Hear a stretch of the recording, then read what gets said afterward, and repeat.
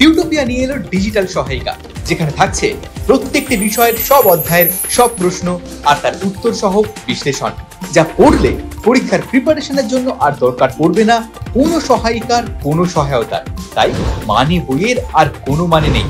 টিউটোপিয়ার digital সহায়িকা পেতে লক্ষ্য রাখো টিউটোপিয়া লার্নিং অ্যাপের ইউটিউব চ্যানেলে। হ্যালো বন্ধুরা, টিউটোপিয়ার ইউটিউব লাইভ ক্লাসে তোমাদের সকলকে স্বাগত জানাই। আমি ঋতুশ্রী চলে এসেছি বাংলা ক্লাস নিয়ে। আজকে আমরা পড়ব ধ্বনি পরিবর্তনের কারণ ও ধারা ব্যাকরণের এই অংশটার উপর সব রকমের প্রশ্নোত্তর, অর্থাৎ ধ্বনি পরিবর্তনের কারণ ও ধারার উপর যত রকমের প্রশ্ন হয় সেই সমস্ত প্রশ্ন আলোচনা করব আজকের এই ভিডিওতে। এর বাইরে না কোনো প্রশ্ন তোমাদের পরীক্ষায় আসবে, না দরকার পড়বে তোমাদের কোনো মানে বইয়ের বা সহায়িকা বইয়ের। তাহলে কি বুঝতে পারলে বন্ধুরা? মানে বইয়ের নেই কোনো মানে, সহায়িকার দরকার নেই কোনো সহায়তার। পরীক্ষা প্রস্তুতির জন্য টিউটোপিয়ার এই ভিডিওগুলোই তোমাদের জন্য যথেষ্ট। তবে তোমরা নিশ্চয়ই বাড়িতে, স্কুলে বা গৃহশিক্ষকের কাছে ধ্বনি পরিবর্তনের কারণ ও ধারা এতদিনে পড়ে ফেলেছো। তবে যদি না পড়ে থাকো তাহলে টিউটোপিয়া লার্নিং অ্যাপে ব্যাকরণে ধ্বনি পরিবর্তনের কারণ ও ধারার উপর বানানো ভিডিওগুলো দেখে পড়ে নিতে পারো। কারণ টিউটোপিয়া লার্নিং অ্যাপে এই ধ্বনি পরিবর্তনের কারণ ও ধারার উপর যে ভিডিওগুলো দেওয়া আছে সেগুলো দেখে নিলে তোমাদের কনসেপ্ট ক্লিয়ার হয়ে যাবে। আর কোনো বিষয় যদি কনসেপ্ট ক্লিয়ার থাকে তাহলে পরীক্ষায় প্রশ্নোত্তর করা কোনো ব্যাপার না। তাহলে আমি ধরে নিচ্ছি যে তোমাদের ব্যাকরণের এই টপিকটি পড়া।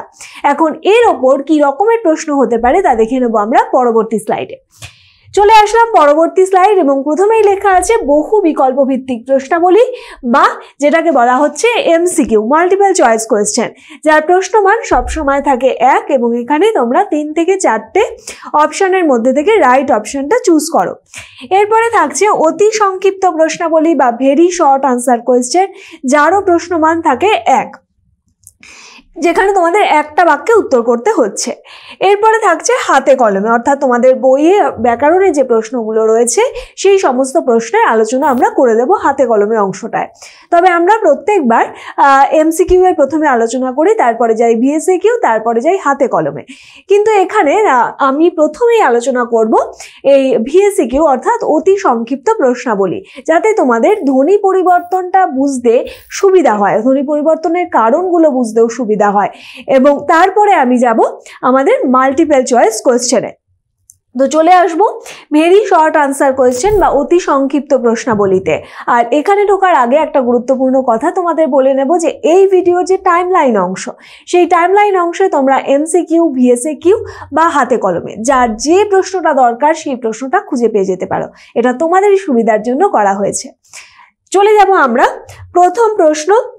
ভিএসকিউ এর প্রথম প্রশ্ন দেখো, 1-এ লেখা আছে ধ্বনি পরিবর্তনকে কয় ভাগে ভাগ করা যায়। আমরা অবশ্যই ধ্বনি পরিবর্তনকে কটা ভাগে ভাগ করা যায় সেই আলোচনায় আসবো। তার আগে তোমাদের কিছু কথা আমি বলে নেব। আমরা যখন কথা বলছি, যে আমি প্রত্যেকটা কথা বলছি এর মধ্যে আমি প্রত্যেকটা একটা শব্দ ব্যবহার করছি। এই শব্দ কি দিয়ে তৈরি হয়? বর্ণ দিয়ে। বর্ণ কোনগুলো? স্বরবর্ণ আর ব্যঞ্জন বর্ণ। আমরা জানি এই যে প্রত্যেকটা বর্ণ, এই প্রত্যেকটা বর্ণ একে অপরের সঙ্গে যুক্ত হয়ে যখন একটা অর্থপূর্ণ কোনো বার্তা দেয় তখন সেটা হয়ে যায় শব্দ। এই যে ধরো আমি যে বললাম যে প্রত্যেকটা বর্ণ একের সঙ্গে এক মিলিত হচ্ছে। তোমরা স্বরবর্ণ এবং ব্যঞ্জন বর্ণ যে জানো, স্বরবর্ণ কোনগুলো? অ, আ, হ্রস্ব ই, দীর্ঘ ই, হ্রস্ব উ, দীর্ঘ উ, রি, এ, ওই, ও, ও। তাহলে এগুলো হচ্ছে স্বরবর্ণ। আর ব্যঞ্জন বর্ণ পড়ে যাচ্ছে ক, খ, গ, ঘ। এই প্রত্যেকটাই স্বরবর্ণ এবং ব্যঞ্জন বর্ণ মিলিয়ে বা কোনো কোনো সময় একক একটা বর্ণতেও আমরা কোনো শব্দ তৈরি হয়ে থাকে। এই যে আমরা যখন কথা বলি তখন আমাদের এই যে শব্দের যে ব্যবহার, এই শব্দের ব্যবহার বিভিন্ন কারণে পরিবর্তন হয়ে যেতে পারে। সেটা ভৌগোলিক কারণ হতে পারে, ধরো একটা শব্দ, ধরো তুমি বলছো স্টেশন, কেউ বলছে সেটা স্টেশন। আমি যেটা বলছি স্কুল, কেউ বলছে সেটা স্কুল। আমি যেটাকে বলছি বিলাতি, কেউ তাকে বলছে বিলিতি। তাহলে এই যে উচ্চারণের যে বৈশিষ্ট্য, তার উচ্চারণের যে ফারাকগুলো তৈরি হচ্ছে, এই উচ্চারণের ফারাক তৈরি হয় বিভিন্ন কারণে। সেটা ভৌগোলিক কারণ হতে পারে, আমাদের উচ্চারণের ত্রুটির কারণে হতে পারে, উচ্চারণে অলসতার কারণে হতে পারে, এবং এমনকি আমাদের যে ইতিহাস, অর্থাৎ আমাদের দেশে যে বিভিন্ন শাসক গোষ্ঠী এসেছে, তারা যে বিভিন্ন রাজাদের সংস্পর্শে এসেছে, তাহলে তাদের ভাষার প্রভাবও আমাদের ভাষায় এসেছে। ফলে এই সমস্ত কিছু মিলিয়ে ধ্বনির পরিবর্তন হয়ে থাকে। অর্থাৎ বিভিন্ন শব্দে যে ধ্বনিগুলোর যে পরিবর্তন, অল্প অল্প পরিবর্তন হয়ে যাচ্ছে, যে কেউ বলছে স্টেশন, কেউ বলছে স্টেশন, এই যে পরিবর্তনগুলো হয়ে যাচ্ছে, এইগুলো থেকেই তৈরি হয়ে যাচ্ছে ধ্বনি পরিবর্তন। আর এই ধ্বনি পরিবর্তনকে আমরা কিছু বিভাগে ভাগ করতে পারি। সেই বিভাগগুলো কি? প্রথমেই যেটা আসে সেটা হলো ধ্বনির আগম। ধ্বনির আগম দেখো, আমি তিনটি ভাগে আসলে ভাগ করা যায়, মূলত তিনটি। এই তিনটি ভাগের মধ্যে কোন কোনটা পড়ছে? একটা হলো ধ্বনির আগম। এই ধ্বনির আগমটা কি না, এই যে আমরা যেটাকে বর্ণ বলছি, সেটা যখন লিখছি তখন সেটা বর্ণ, আর মুখে যখন উচ্চারণ করছি তখন সেই বর্ণটাই তো হয়ে যাচ্ছে ধ্বনি। তাহলে এই যে আমি ধরো বললাম স্টেশন, আর একটা ধরো একটা নিয়ে আসলাম, আর একটা কি, একটা বর্ণের আগমন ঘটলো স্টেশন। তাহলে দেখো এখানে এই যে বর্ণটা, তো এটাই হলো মুখে যেহেতু বলছি সেটাই হলো ধ্বনি, মানে লিখিত রূপ হলো বর্ণ, আর উচ্চারণের যে বর্ণটা উচ্চারণ করছি আমরা, অর্থাৎ মৌখিক রূপটা, সেটা হলো গিয়ে ধ্বনি। তাহলে ধ্বনির আগমনের মধ্যে স্বরাগম, ব্যঞ্জনাগম, অর্থাৎ স্বরবর্ণের আগমন ঘটতে পারে, আবার ব্যঞ্জন বর্ণের আগমন ঘটতে পারে, এগুলো পড়ে যাচ্ছে সবই ধ্বনির আগমের মধ্যে। এরপরে থাকছে ধ্বনির লোপ।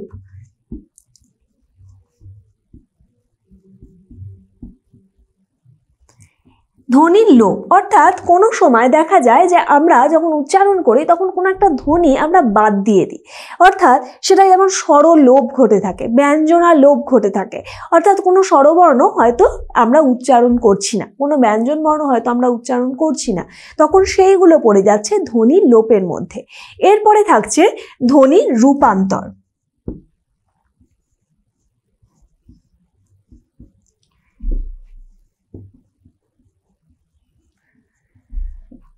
এরপরে যেটা থাকছে সেটা হলো ধ্বনির রূপান্তর। এই ধ্বনির রূপান্তরকে আবার বিপ্রকর্ষ বলা হয়ে থাকে। এই রূপান্তর হলো দেখা যায় কোনো ধ্বনির প্রভাবে কোনো ধ্বনি কিছুটা পরিবর্তন হয়ে যাচ্ছে, বা সম্পূর্ণ কোনো ভিন্নধর্মী ধ্বনির আগমন ঘটছে, একে অপরকে প্রভাবিত করে একটা নতুন কোনো ধ্বনি উদ্ভব হচ্ছে বা তৈরি হচ্ছে, সেটাকে বলা হচ্ছে ধ্বনির রূপান্তর।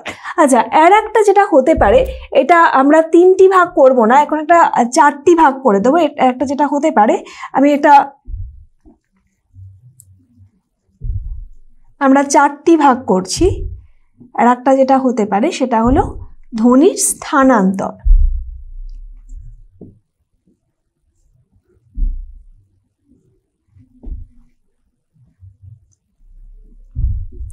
ধ্বনি স্থানান্তরটাও এই জন্যই ভাগ করলাম যে এই ধরনের বিভাগটাও দেখতে পাওয়া যায়, সেটা হলো ধ্বনি স্থানান্তর। এই স্থানান্তর কি, দেখা যায় যে যেটা ধরো আমি বলছি বাক্স, সেটা হচ্ছে বাসক, অর্থাৎ এই যে ধ্বনির যে পরিবর্তন, দেখো ওলট পালট হয়ে যাচ্ছে, এক জায়গা থেকে যে জায়গায় যে যার স্থান ছিল সেই স্থানটা উল্টো হয়ে যাচ্ছে, বিপরীত হয়ে যাচ্ছে, অন্য জায়গায় সেই ধ্বনিটা সেটা অন্য জায়গায় স্থানান্তরিত হচ্ছে। এই ধরনের গুলোকে বলা হয়ে থাকে ধ্বনি স্থানান্তর। আর ধ্বনি স্থানান্তরটাকেই বলা হচ্ছে ধ্বনির বিপ্রকর্ষ। আর ধ্বনির রূপান্তরটাকে বিপ্রকর্ষ বলছে না, আমি এটা বলেছিলাম, ধ্বনির রূপান্তরটাকে বিপ্রকর্ষ বলছে না, ধ্বনি স্থানান্তরটাকে বলা হচ্ছে বিপ্রকর্ষ। আর তাহলে আমাদের যে চারটি ভাগ, সেটা হলো ধ্বনির আগম, ধ্বনির লোপ, ধ্বনির রূপান্তর, আর একটা হলো ধ্বনির স্থানান্তর। এইটা বা ধ্বনি স্থানান্তর বা বিপ্রকর্ষ। এরপরে আর যেটা আসতে হবে সেটা হলো তোমরা নিশ্চয়ই ছোটবেলা থেকে বর্ণ বিশ্লেষণ করে এসেছো। আমরা ধ্বনি পরিবর্তনের কারণ ও ধারা বুঝতে গেলে আমাদের অবশ্যই বর্ণ বিশ্লেষণটা বুঝে নিতে হবে। যদি কারোর মনে হয় যে বর্ণ বিশ্লেষণ তোমরা এখনো পারো না, তাহলে অবশ্যই বর্ণ বিশ্লেষণটা শিখে নিতে হবে। বর্ণ বিশ্লেষণ যদি করতে না পারো, তাহলে ধ্বনি পরিবর্তনের সংজ্ঞা, মানে ধ্বনি পরিবর্তনের যে বিভিন্ন রকম সংজ্ঞাগুলো নিয়ে আমরা আলোচনা করব, সেগুলো বুঝতে তোমাদের জটিলতা তৈরি হতে পারে। চলে আসলাম প্রশ্ন 2, স্বরাগম কাকে বলে, তার ভাগগুলি লেখো। স্বরাগম কাকে বলে? দেখো স্বরাগম, দেখো শব্দটার মধ্যে থেকেই আমরা কিছুটা সংজ্ঞার মানে সংজ্ঞায় কি বলতে চাইছে সেটা আমরা বুঝতে পারি। তাহলে দেখো স্বরাগম বলতে স্বরবর্ণের কথা বলা হচ্ছে। এই সময় উচ্চারণকে আসলে আমরা যখন সহজ করতে চাই বা উচ্চারণের কষ্ট দূর করতে চাই, তখন শব্দের শুরুতে, মধ্যে বা শেষে যখন স্বরধ্বনির আগমন ঘটে তখন সেটাকে বলা হচ্ছে স্বরাগম। তাহলে উচ্চারণের সুবিধার জন্য বা উচ্চারণের ক্লেশ দূর করার জন্য, কষ্ট দূর করার জন্য আমরা যখন কোনো শব্দের মধ্যে, শেষে বা শুরুতে যখন স্বরধ্বনির আগমন ঘটাই তখন সেটাকে বলা হচ্ছে স্বরাগম। এই স্বরাগমকেও 3 ভাগে ভাগ করা যায়, একটা হলো আদি স্বরাগম, আর একটা হলো মধ্য স্বরাগম, আর একটা হলো অন্ত স্বরাগম। আমি উদাহরণ দিয়ে দিচ্ছি, তোমরা অবশ্যই ভাগগুলো, এখানে দেখো ভাগগুলি বলেছে আদি, মধ্য, অন্ত, এবং এই 3টে ভাগ লিখে অবশ্যই সেগুলো উদাহরণ দিয়ে দেবে। যেমন স্পর্ধা থেকে আসছে আস্পর্ধা। দেখো এখানে তো স্পর্ধা ছিলই, আর এখানে দেখো একটা নতুন ধ্বনির আগমন ঘটলো। যেহেতু শব্দের শুরুতে ঘটেছে তখন সেটা কার মধ্যে পড়বে? আদি স্বরাগম। অর্থাৎ শব্দের শুরুতে যদি স্বরবর্ণের আগমন ঘটে তাহলে সেটা আদি স্বরাগম। এরপরে দেখো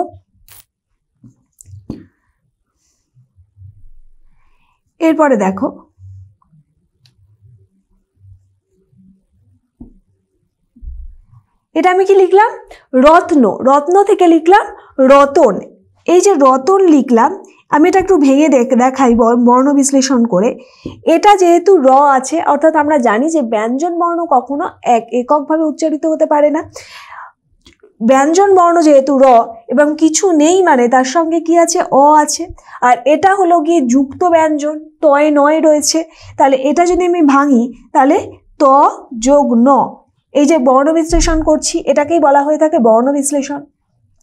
এই দেখো আমি রত্নটাকে ভাঙলাম, এইটা হলো তয়, নয়টা হলো গিয়ে যুক্ত ব্যঞ্জন, এবং যুক্ত ব্যঞ্জনও সবসময় একটা স্বরবর্ণ নিয়েই উচ্চারিত হবে, তাই এখানে লাস্টে রয়েছে অ। এবারে দেখো আমি রতনটাকে ভাঙছি, এবং যখনই ব্যঞ্জন বর্ণ লিখবে তার তলায় হস চিহ্ন দিতে হয়, কারণ ব্যঞ্জন বর্ণ যেহেতু এককভাবে উচ্চারিত হয় না এবং তার যে একক রূপটা সেটা অবশ্যই হস চিহ্ন দিয়ে লিখতে হবে। এরপরে দেখো আমি এটাকে ভাঙছি, র এর সঙ্গে কিছু নেই মানে কি? অ আছে। এরপরে দেখো তটা ভেঙে গেছে, যুক্ত ব্যঞ্জনটা ভেঙে গিয়ে একটা অ এর আগমন ঘটেছে।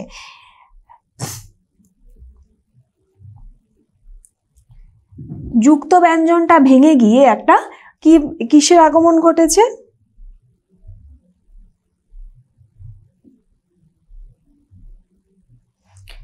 দেখো ত ন ছিল, যুক্ত ব্যঞ্জনটা ভেঙে গিয়ে একটা অ এর আগমন ঘটেছে। আমাদের এই যে শব্দটার মধ্যে একটা অ এর আগমন ঘটেছে, তাহলে এটাকে বলা হচ্ছে কি? মধ্য স্বরাগম। এরপরে দেখো তাহলে আমরা বুঝতে পারলাম যে যেহেতু বর্ণ বিশ্লেষণটা এই কারণেই জানা জরুরি, যে তোমাদের বর্ণ বিশ্লেষণটা যদি তোমরা না জানো তাহলে তোমরা বুঝতে পারবে না কেন এটাকে বলা হচ্ছে আদি স্বরাগম, কেন এটাকে বলা হচ্ছে মধ্য স্বরাগম, কেন এটাকে বলা হচ্ছে মানে কেন বলা হবে অন্ত স্বরাগম। যেমন এখানে যদি দেখি, তাহলে আমি লিখছি কিস্ত, এটা হয়ে যাচ্ছে কিস্তি। দেখো কিস্তি, এরা যদি আমি বর্ণ বিশ্লেষণ করি এটা কি হয়ে যাবে? কিস্ত, এখানে তো দন্তের শয়ে তয়ের পরে অ ছিল, তাই তো? দন্তের শয় তয়ের পরে অ ছিল, আর এইখানে দন্তের শয় তয়ের পরে একটা হ্রস্ব ই চলে এসেছে, তাহলে এইটাও সেই হিসাবে অন্ত স্বরাগমের মধ্যে পড়বে। তোমরা বলতে পারো যে এখানেও তো একটা লাস্টে অ আছে, না এখানে পরিবর্তন হয়ে যাচ্ছে, যেহেতু পরিবর্তন হয়ে একটা নতুন স্বরবর্ণের আগমন ঘটছে তাই সেটাকে বলা হয়ে যাবে অন্ত স্বরাগম। তাহলে বোঝা গেল আমরা আদি স্বরাগম, মধ্য স্বরাগম এবং অন্ত স্বরাগম এই 3টি স্বরাগমেরই আলোচনা করলাম। এবং স্বরবর্ণের যখন আগমন ঘটছে তাহলে খুব সহজ হয়ে গেল, স্বরবর্ণের যখন আগমন ঘটছে শব্দের শুরুতে, মধ্যে বা শেষে তখন সেটা পড়ে যাচ্ছে স্বরাগমের মধ্যে, তাকে স্বরাগম বলছে, এবং এটা উচ্চারণের সুবিধার জন্য আমরা করে থাকি। প্রশ্ন 3, ব্যঞ্জনাগম কাকে বলে তার ভাগগুলি লেখো। ঠিক একইভাবে কথা বলার সময় যখন কোনো ধ্বনিকে উচ্চারণকে আমরা সহজ করতে চাই বা উচ্চারণের কষ্ট দূর করতে চাই, তখন আমরা শব্দের শুরুতে, মধ্যে বা শেষে ব্যঞ্জন ধ্বনির আগমন ঘটাই এবং তাকেই বলা হয়ে থাকে ব্যঞ্জনাগম। এই ব্যঞ্জনাগমগুলো আবার তিনটে ভাগ রয়েছে, একটা হলো আদি ব্যঞ্জনাগম, মধ্য ব্যঞ্জনাগম এবং অন্ত ব্যঞ্জনাগম। যেমন আদি ব্যঞ্জনাগম যদি আমি ধরি তাহলে ওঝা, ওঝা থেকে আসছে রোজা। দেখো এইটা ঝাটা একটু পরিবর্তন হয়ে যাচ্ছে, ওঝা থেকে আসছে রোজা। এই দেখো এটা তো ও ছিল আগে, তারপরে এটা ঝ ছিল, তারপরে ঝয়ের সাথে আ যুক্ত অবস্থায় ছিল। আর রোজাতে দেখো কি আসলো, আগে একটা র চলে আসলো, তারপরে ও আসলো, তারপরে বর্গীয় জ, তার সঙ্গে আ। তাহলে এটা হলো, তাহলে ও এর আগে একটা কি আগমন ঘটালো, একটা ব্যঞ্জন বর্ণের আগমন ঘটলো। যেহেতু ব্যঞ্জন বর্ণের আগমন ঘটলো তাই সেটা হয়ে যাচ্ছে আদি ব্যঞ্জনাগম। এরপরে যেটা দেখাচ্ছি সেটা হলো দেখো বানর। বানর কোথা থেকে আসছে, দেখো বানর যদি পরিবর্তন হয় তাহলে এটা লিখতে পারি আমরা বান্দর। দেখো বান্দর যখন লিখলাম, বা ছিল, ব হস্চিহ্ন যোগ আ, বা হলো, তারপরে নয়ের পরে একটা অ ছিল, কিন্তু এখানে নয়ের সঙ্গে একটা দ চলে আসলো। দেখো এখানে ন, তারপরে অ ছিল এই জায়গায়, আর এইখানে কি আসলো, এখানে একটা দয়ের আগমন ঘটলো, দয়ের আগমন ঘটলো। তাহলে মধ্যে একটা ব্যঞ্জন বর্ণের আগমন ঘটলো। মধ্যে যেহেতু ব্যঞ্জন বর্ণের আগমন ঘটলো তাই সেটা পড়ে যাচ্ছে মধ্য ব্যঞ্জনাগমের মধ্যে। এরপরে আর একটা দেখাই তোমাদের, সেটা হলো নানা। নানা থেকে আসছে নানান। এটা খুব সহজ, তোমরা লাস্টে একদম দেখতেই পাচ্ছ এখানে নানা ছিল, এখানে লাস্টে আসছে একটা ন, এবং এই আর একটা ন যেহেতু আসছে এবং সেটা শেষে আসছে তাই সেটা পড়ে যাচ্ছে অন্ত ব্যঞ্জনাগমের মধ্যে। তাহলে এটা হয়ে যাচ্ছে আমাদের আদি ব্যঞ্জনাগমের উদাহরণ, এইটা হয়ে যাচ্ছে মধ্য ব্যঞ্জনাগমের উদাহরণ, আর এটা হয়ে যাচ্ছে অন্ত ব্যঞ্জনাগমের উদাহরণ।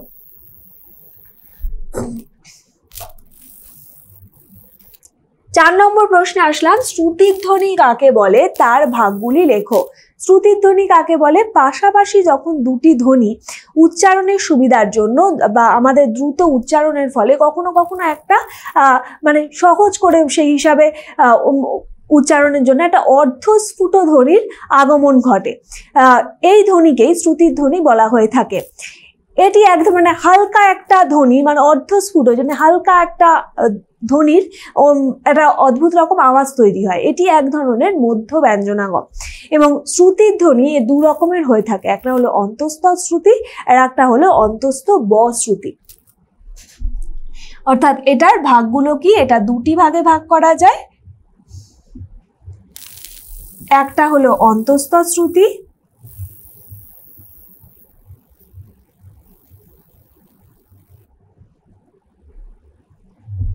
আর একটা হলো অন্তঃস্থ ব শ্রুতি।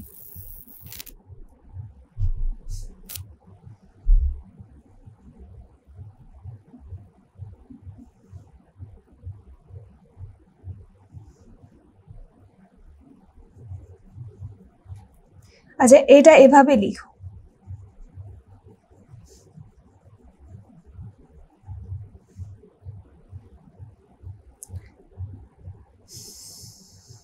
এইভাবে অন্তঃস্থটা মানে বানান করেই লিখো।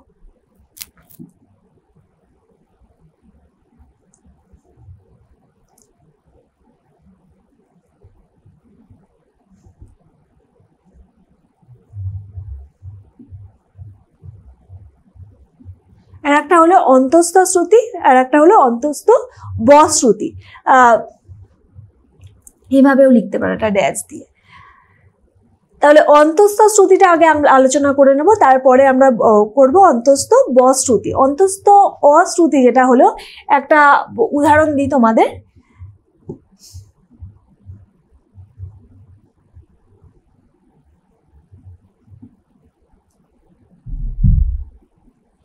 দেখুন এখানে লিখলাম রেডিওটাকে, এখানে অন্তঃস্থ একটা দেখো দেখতেই পাচ্ছ তোমরা, অন্তঃস্থয়ের পরে যুক্ত অবস্থায় একটা স্বরবর্ণ আছে, সেটা হলো ও। তাহলে এখানে রেডি তো ঠিকই ছিল, মানে একই আছে। এরপরে এখানে যেখানে ও ছিল, এখানে উচ্চারণে কি আসলো, উচ্চারণে একটা অন্তঃস্থয়ের আগমন ঘটলো, আর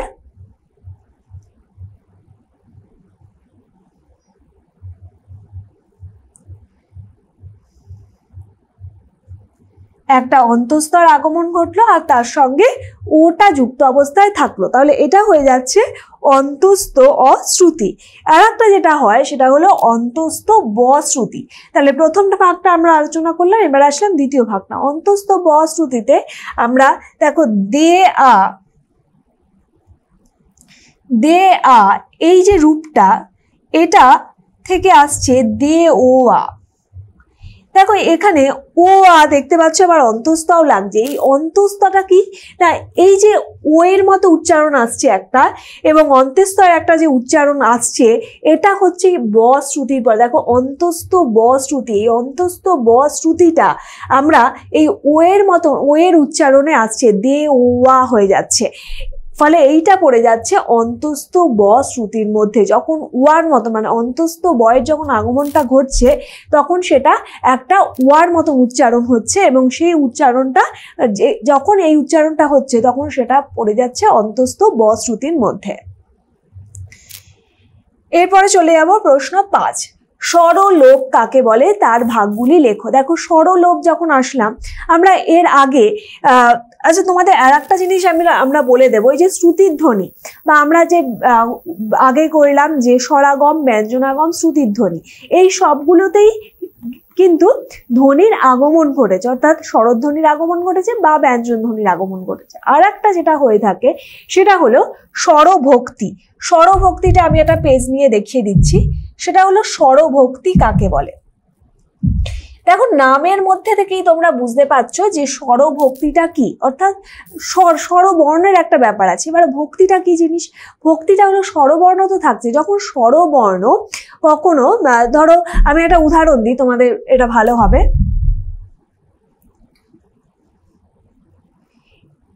এই যে দেখলাম ভক্তি লিখলাম, সেটা লিখছি আমরা ভকতি।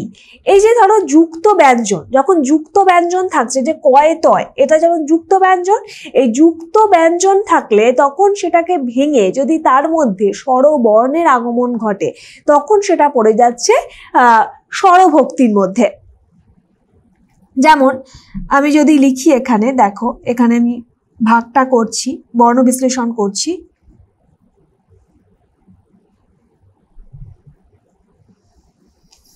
দেখো আমি ভক্তিটাকে ভাঙলাম, এবারে আমি ভকতিটাকে ভাঙছি।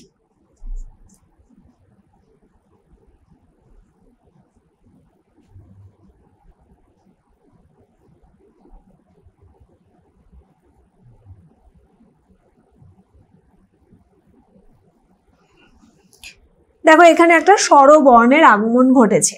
এই যে যুক্ত ব্যঞ্জন ক আর ত ছিল, এই যে যুক্ত ব্যঞ্জন ক আর ত ছিল এখানে, তাই সেইটার মধ্যে একটা স্বরবর্ণ অয়ের আগমন ঘটেছে। ঠিক রত্ন থেকে আমরা রতন করলেও যেটা হয়ে থাকে। তাহলে এইটাই হচ্ছে স্বরভক্তি। এই স্বরভক্তিটা আবার আমরা যেটা করতে পারি সেটা হলো এই স্বরভক্তিকে আমরা বিপ্রকর্ষ বলে থাকি। তোমাদের এই ভাগটা, অর্থাৎ দুটো ব্যঞ্জন বর্ণের মধ্যে যখন একটা স্বরবর্ণের আগমন ঘটে, তখন সেটা হয়ে যাচ্ছে স্বরভক্তির মধ্যে। এরপরে আমরা চলে আসছি স্বরলোপ। আর এই স্বরলোপ, অর্থাৎ আমরা 5 নম্বরে আসলাম, স্বরলোপে আমরা আলোচনা করব। স্বরলোপ যখন আলোচনা করব, তখন সেটা কার মধ্যে পড়ছে, ধ্বনি লোপের মধ্যে পড়ছে, অর্থাৎ ব্যঞ্জনা লোপ, স্বরলোপ, এগুলো দুটোই পড়ে যাচ্ছে ধ্বনি লোপের মধ্যে। স্বরলোপ কাকে বলে, যখন কোনো স্বরবর্ণ উচ্চারণের সুবিধার জন্য আমাদের শব্দের মধ্যে কোনো স্বরবর্ণ যখন লোপ পেয়ে যায়, তখন সেটাকে স্বরলোপ বলা হয়ে থাকে। এই স্বরলোপও আবার 3 ভাগে ভাগ করতে পারি আমরা। একটা হলো আদি স্বরলোপ, মধ্য স্বরলোপ, আর একটা হলো অন্ত স্বরলোপ। আদি, মধ্য, অন্ত। তাহলে এই 3টে ভাগ কি, এই 3টি ভাগ হলো আদি, মধ্য, আর অন্ত, এই তিনটি ভাগে ভাগ করা যায়। তাহলে আমরা আদি স্বরলোপের একটা উদাহরণ দেব। আদি স্বরলোপ তোমরা দেখে নাও, একটা উদাহরণ অলাবু, এরা খুব পরিচিত উদাহরণ, অলাবু থেকে লাউ। তাহলে এই যে অটা, এই অ বর্ণটা দেখো আর নেই, এই অ ধ্বনিটা লোপ পেয়ে যাচ্ছে, তাই সেটা হয়ে যাচ্ছে আদি স্বরলোপের মধ্যে। এরপরে আমরা আর একটা উদাহরণ দিই, গামছা।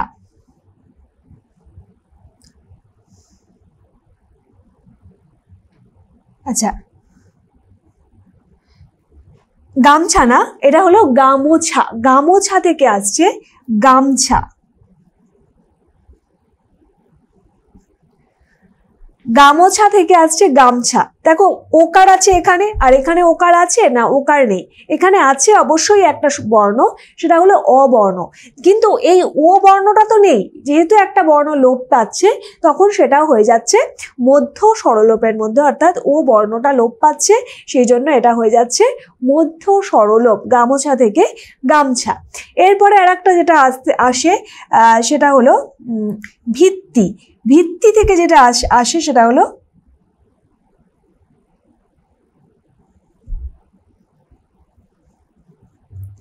ভিত।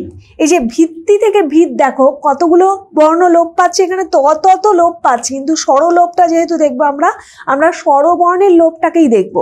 তাই দেখো এখানে যে রস্য ইটা ছিল, এই রস্য ইটা দেখো, তয়ের সঙ্গে তো রস্য ই ছিল, এটা তো তয়ের সঙ্গে একটা রস্য ই ছিল।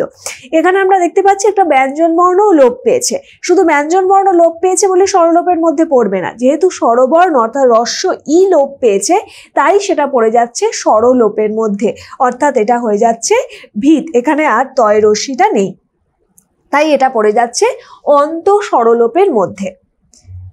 চলে আসলাম পরে, ব্যঞ্জনালোপ কাকে বলে এবং তার বিভাগ সহ আলোচনা করো। ব্যঞ্জনালোপ বলতে তোমরা কি বলবে? ব্যঞ্জনালোপ বলতেও একইভাবে আসবে, যে শব্দের যে কোনো স্থানে যখন উচ্চারণের সুবিধার জন্য ব্যঞ্জন ধ্বনি লোপ পায়, তখন তাকে ব্যঞ্জনালোপ বলে। এবং ব্যঞ্জনালোপ প্রধানত 3 প্রকার হয়ে থাকে, সেটা হলো আদি, মধ্য আর অন্ত। যেমন আমরা লিখতে পারি স্থান। এই যে স্থানটা লিখলাম, এই স্থান থেকে আসছে থান। দেখো এই দন্তের শয় থয়ের সঙ্গে যেটা ছিল, দন্তের স প্লাস থ যোগ আ ছিল, সেটা এখানে কি হয়ে গেল? থয়ের সঙ্গে আ, তারপরে তো ন থাকবে, তারপরে অ থাকবে। তাহলে এই যে স্থান, দন্তের শয়ের সাথে থ, তার সঙ্গে আ, এখানেও আ হবে। তাহলে এই শটা আর থাকলো না, একটা লোপ পেয়ে গেল, একটা ব্যঞ্জন বর্ণ লোপ পেল, এবং ব্যঞ্জন বর্ণ যেহেতু লোপ পেয়েছে, তাই সেটা হয়ে যাচ্ছে কার মধ্যে? এইটা হয়ে যাচ্ছে আদি ব্যঞ্জনালোপের মধ্যে। এরপরে যেটা আসতে পারে, সেটা আমরা করতে পারি আর কি, সেটা হলো ফাল্গুন। ফাল্গুন থেকে আমরা করি যদি ফাগুন। দেখো তোমরা দেখতে পাচ্ছ এখানে একটা মধ্য ব্যঞ্জন বর্ণের মানে লোপ পাচ্ছে। এই যে লটা, এই লটা আর থাকছে না, তাহলে মধ্যে মানে শব্দটার মধ্যে যে ব্যঞ্জন বর্ণ ছিল, সেই মধ্যের ব্যঞ্জনটা লোপ পেয়ে গিয়ে হয়ে যাচ্ছে ফাগুন, লটা আর থাকছে না, তাই এটা হয়ে যাচ্ছে অন্ত না, মধ্য ব্যঞ্জনালোপ। এরপরে একটা উদাহরণ দিচ্ছি, সেটা হলো গাত্র। গাত্র থেকে আসছে গা। দেখো এখানে ত এবং র, এই দুটো বর্ণই লোপ পাচ্ছে। যে ত্র মানে কি? ত্র মানেই তো ত যোগ র যোগ অ রয়েছে, এখানে দেখো এই দুটো ব্যঞ্জন বর্ণই লোপ পেয়ে যাচ্ছে, শুধু গাটা থাকছে। তাহলে যেহেতু শেষে ব্যঞ্জন বর্ণ লোপ পাচ্ছে, তাহলে সেটা কার মধ্যে পড়বে? অন্ত ব্যঞ্জনালোপের মধ্যে পড়বে। নেক্সট চলে আসলাম অপিনিহিতি। কি অপিনিহিতি কাকে বলে? অনেক সময় শব্দের মধ্যে রস্য ই বা রস্য উ, দেখো আমরা অনেক সময় রস্যি রস্য উচ্চারণ করি, আমরা কি বলছি? রস্যি আর রস্য উ। অনেক সময় শব্দের মধ্যে রস্য ই বা রস্য উ, এই যে রস্য ই বা রস্য উ ধ্বনি থাকলে সেটি যে ব্যঞ্জনের সঙ্গে যুক্ত আছে সেই ব্যঞ্জনের আগে এসে উচ্চারিত হয়। এছাড়া শব্দে জফলাযুক্ত ব্যঞ্জন ক্ষীয় বা বর্গীয় জয়নিয়য় থাকলে তার আগেও অনেক সময় একটা অতিরিক্ত রস্য ই বা রস্য উ ধ্বনি উচ্চারিত হয়ে থাকে। এই উভয় প্রক্রিয়াকেই বলা হয়ে থাকে অপিনিহিতি। যেমন আমরা যদি একটা উদাহরণ দিয়ে বুঝি, যেমন সাধু, সাধুটা দেখো এখানে সাউথ করলাম, আমি এটাকে একটু ভেঙে ফেলি, বর্ণ বিশ্লেষণ করি।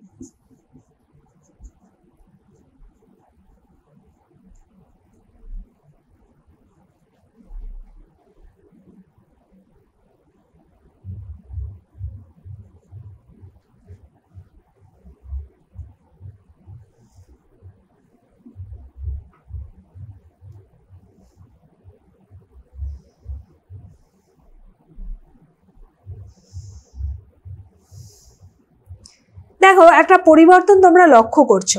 দেখো এখানে ধটা ছিল, তো এই ধয়ের আগে এই ধটা ছিল, এই ধয়ের আগে একটা রস্য উয়ের আগমন ঘটেছে। এখানে দেখো এটা রস্য উটা ছিল, রস্য উটা ছিল না। তাহলে এই যে ধয়ের আগে একটা রস্য উয়ের আগমন ঘটেছে, তাহলে এইটা পড়ে যাচ্ছে কার মধ্যে? অপিনিহিতির মধ্যে। আমরা যদি করি রাখিয়া, ধরো রাখিয়া থেকে যদি লিখি রাইখা, তাহলেও আমরা দেখবো দেখো রাটা তো রয়েছে, তারপরে এখানে ক্ষয়ের পরে একটা রস্য ই ছিল, সেটা ক্ষয়ের পরে এই যে খি, এই যে এটা ক্ষয়ের পরে তো একটা রস্য ই ছিল, কিন্তু এখানে দেখো তোমরা রস্য ইটা আগে চলে এসেছে, তারপরে খটা লিখছি আমরা, তাই তো? এটা বর্ণ বিশ্লেষণ করলে তাই আসছে। তো এখানে ক্ষয়ের পরে রস্য ই ছিল আর এখানে রস্য ইটা আগে উচ্চারণ করে ফেলছি, অর্থাৎ রস্য ই এবং রস্য উ যখন ব্যঞ্জন বর্ণটি ঠিক আগে উচ্চারিত হয়ে যাচ্ছে তখন সেটা চলে যাচ্ছে অপিনিহিতির মধ্যে। এরপরে তাহলে বুঝতে পেরে যাচ্ছে এটাই হলো গিয়ে অপিনিহিতি। অবশ্যই এটা রস্য ই আর রস্য উ এই দুটো উচ্চারণও তোমাদের একটু ভালো করে লক্ষ্য করতে হবে। আমরা অনেক সময় উচ্চারণের জন্য আমরা বলে থাকি রস্যি, দীর্ঘি, রস্যি, রস্যু এরকম উচ্চারণ করে থাকি, কিন্তু এগুলো রস্য ই আর রস্য উ। কেন এগুলোকে বলা হয় আমি অবশ্যই বলবো। রস্য ই মানে আমরা কেন এটাকে দীর্ঘ ই বলি, কেন এটাকে রস্য ই বলি, আমরা অবশ্যই পরবর্তী আলোচনায় আসবো। এরপরে আসছি অভিশ্রুতি বলতে কি বোঝো। অভিশ্রুতি হলো অপিনিহিতির ঠিক পরবর্তী ধাপ, অর্থাৎ অপিনিহিতি প্রক্রিয়ায় শব্দের ভিতরে যে রস্য ই এবং রস্য উ থাকে এবং তার পূর্ববর্তী ব্যঞ্জনের আগে সরে আসে, সেই রস্য ই বা সেই রস্য উ যখন পাশাপাশি স্বরধ্বনিকে প্রভাবিত করে, স্বরধ্বনির পাশে চলে আসছে, এবারে পাশাপাশি স্বরধ্বনিকে যখন প্রভাবিত করে তখন তা পরিবর্তিত হয়ে যায় এবং পরিবর্তিত হয়ে গিয়ে বিভিন্ন সন্ধির নিয়মেও ঘটে থাকে, তখন সেটাকে বলা হয়ে থাকে অভিশ্রুতি। এই অভিশ্রুতি হলো তাহলে অপিনিহিতির পরবর্তী ধাপ। যেমন আমরা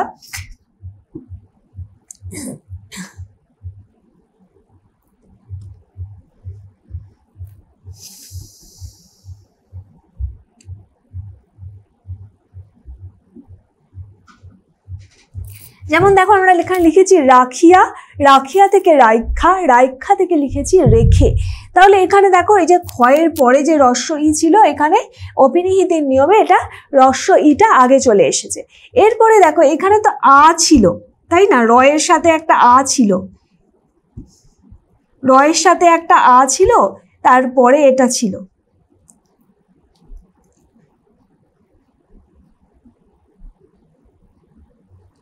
এই যে এটাকে ভাঙলাম আমরা, এই শব্দটাকে ভাঙলাম, এই শব্দটাকে ভাঙলে আমাদের বর্ণ বিশ্লেষণটা এটা হচ্ছে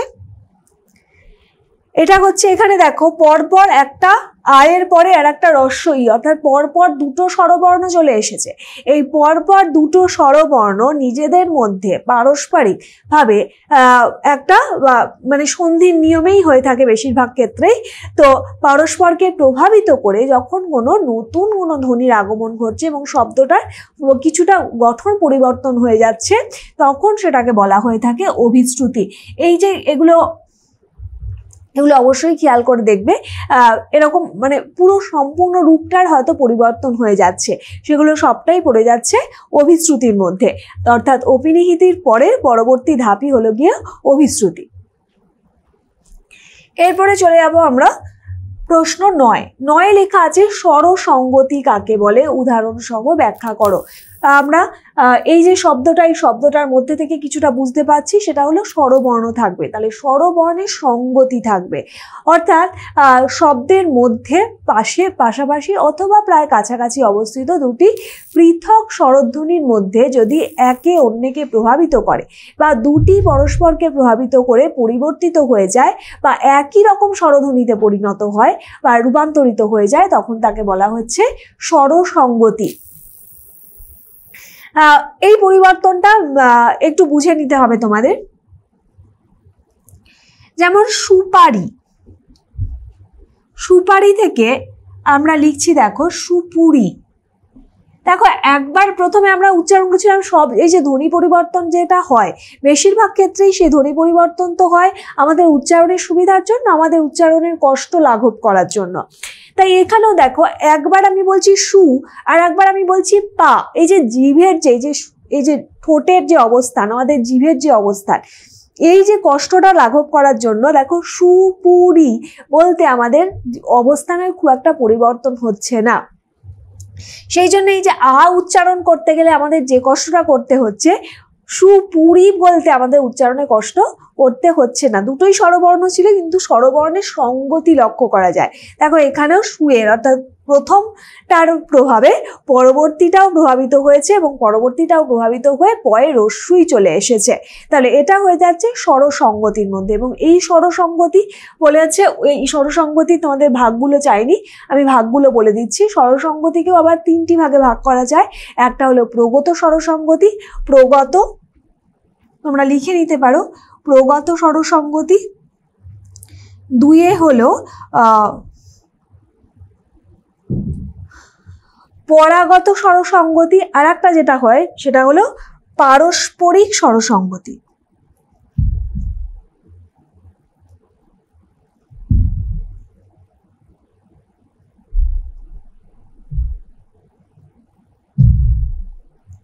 তাহলে একটা প্রগত আর দ্বিতীয় পরাগত, আর একটা হলো পারস্পরিক। প্রগত মানে হলো যখন প্রথমটার প্রভাবে পরিবর্তিত হয়ে দ্বিতীয়টা পরিবর্তন হয়ে যাচ্ছে। পরাগত গুলো যখন পরেরটার প্রভাবে, পরের স্বরবর্ণের প্রভাবে যখন পূর্বেরটা অর্থাৎ আগের স্বরবর্ণটা প্রভাবিত হয়ে পরিবর্তন হয়ে যাচ্ছে। আর পারস্পরিক হলো যেমন পারস্পরিক বলতে একের সঙ্গে অপরে প্রভাবিত হয়ে, মানে একটা ভিন্ন ধর্মী অন্য স্বরবর্ণর একটা প্রভাব দেখতে পাওয়া যাচ্ছে, যেটার সঙ্গতি লক্ষিত হচ্ছে। যেমন দেখো এখানে সুপারি থেকে সুপুরি, এটা আমরা বলতে পারি যে প্রগত স্বরসঙ্গতির উদাহরণ। যেমন আমরা যদি বলতে পারি, বলি যদি আর একটা উদাহরণ দিই, আচ্ছা পরাগত স্বরসঙ্গতির একটা উদাহরণ দিই। পরাগত স্বরসঙ্গতি হতে পারে দেশি থেকে দিশি, দেশি থেকে দিশি। এই দেখো আগে হ্রস্ব ই ছিল, আগে হ্রস্ব ই ছিল বলছি, পরে হ্রস্ব ই ছিল, তালব্য এর সঙ্গে হ্রস্ব ই ছিল। এই যে তালব্য এর সঙ্গে হ্রস্ব ই ছিল, এই হ্রস্ব ইটা এই যে এ কারটাকে প্রভাবিত করছে, এই যে তালব্য এর হ্রস্ব ইটা এ কারটাকে প্রভাবিত করছে, এ কারটাকে প্রভাবিত করে এইটাও হয়ে যাচ্ছে হ্রস্ব ই। তাই হয়ে যাচ্ছে এটাকে বলা হচ্ছে পরাগত স্বরসঙ্গতি, অর্থাৎ পরের স্বরবর্ণটা প্রভাবিত করছে আগের স্বরবর্ণকে এবং প্রভাবিত হয়ে সেই পরের স্বরবর্ণের আকারটা সে নিয়ে নিচ্ছে, তাই এটা হয়ে যাচ্ছে পরাগত স্বরসঙ্গতি। এরপরে যেটা আসতে পারে সেটা হলো যদু। যদু থেকে যোদো বলা হয়ে থাকে। এই দেখো এখানে হ্রস্ব উ ছিল আর একটা অ ছিল, দুটো ভিন্নধর্মী স্বরবর্ণ। এই স্বরবর্ণটা একসঙ্গে নিজেরা রূপান্তরিত হয়ে বা পারস্পরিক রূপান্তর হয়ে দুটোই ও কার চলে এসেছে। দেখো জয়েও ও কার চলে এসেছে, দয়েও ও কার চলে এসেছে, তাহলে একই ধরনের অর্থাৎ স্বরবর্ণের সঙ্গতি লক্ষিত হয়েছে। স্বরবর্ণের যেহেতু সঙ্গতি লক্ষিত হয়েছে তাই সেটা পড়ে যাচ্ছে স্বরসঙ্গতির মধ্যে, এবং এটা অবশ্যই আসছে পারস্পরিক স্বরসঙ্গতির উদাহরণ।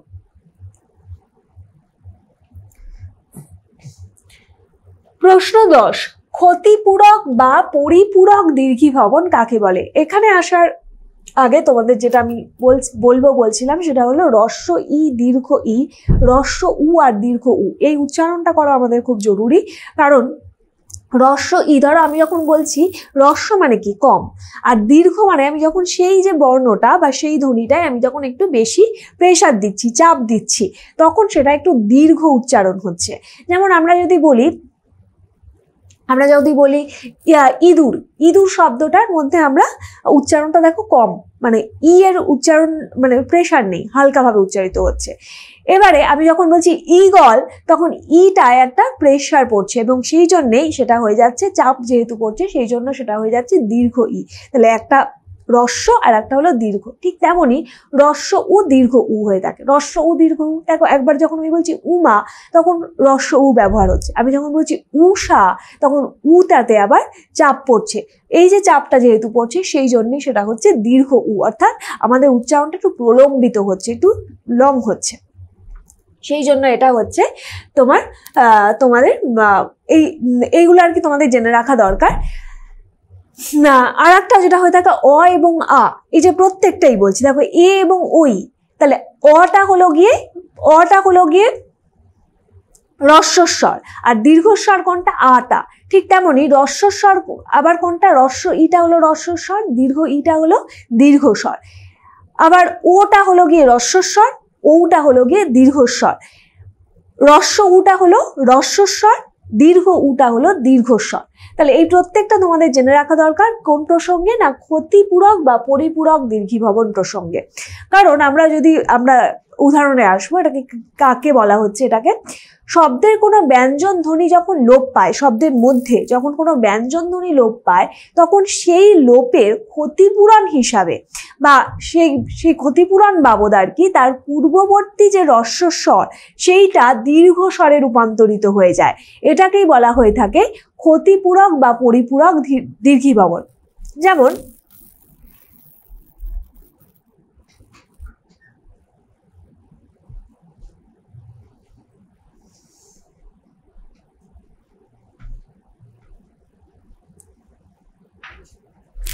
এখানে দেখো ধর্ম থেকে ধম্ম কথাটা এসেছে, ধর্ম।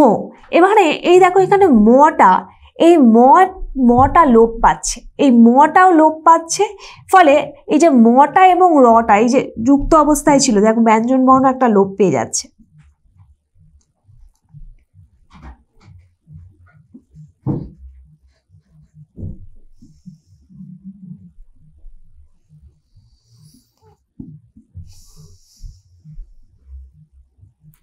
এই যে এটাকে ভাঙলাম, এই যে ধর্ম, এই যে ধর্মটাকে আমি যখন ভাঙলাম তখন আগে র আছে মানে রেফ, পুরোটাই আমি ভেঙে দিই, তোমাদের হয়তো বুঝতে সুবিধা হবে। পুরোটাই আমি ভেঙে দিলাম এই ধর্মটাকে। তাহলে ধ হলো, তারপরে র, তারপরে তার সাথে দেখো ময় যুক্ত অবস্থায় ছিল।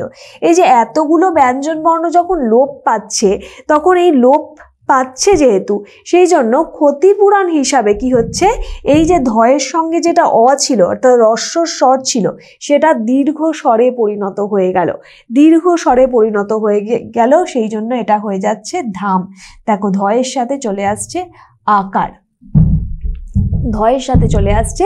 আকার, সেই জন্য যেহেতু এটা তোমার হ্রস্বস্বরটা দীর্ঘস্বরে পরিণত হয়ে যাচ্ছে। আর এই ধরনের পরিবর্তনটা পড়ে যাচ্ছে ক্ষতিপূরণ বা পরিপূরক দীর্ঘীভবনের মধ্যে।